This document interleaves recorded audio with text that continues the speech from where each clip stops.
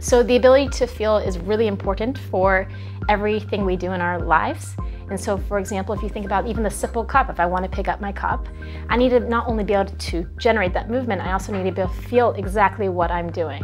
And after a stroke, what can happen is you lose that sensation. So what we wanted to do was provide stimuli and actually visualize, see how those move along the nervous system and through the brain and track that.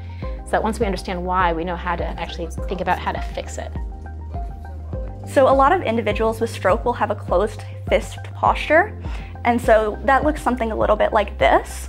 A lot of tactile stimulation devices, or really anything that interacts with somebody's hand who has stroke, will often require them to flatten their hand. So one of our big goals is to create something with such a small profile that we can fit it within that person's natural closed hand posture.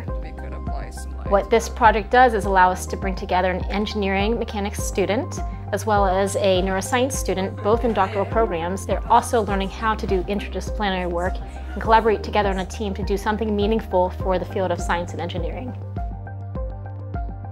When I became familiar with Netta's research, it was something new to me. My background was completely engineering. I worked in control and automation engineering.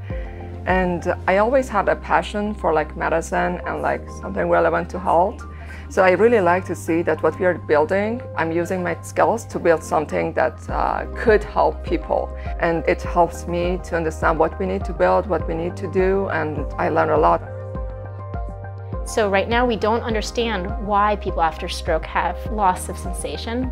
And so what we hope to be able to do is better understand what causes these deficits so that we can contribute to their fuller lives of being able to once again feel and stay in touch with the world around them.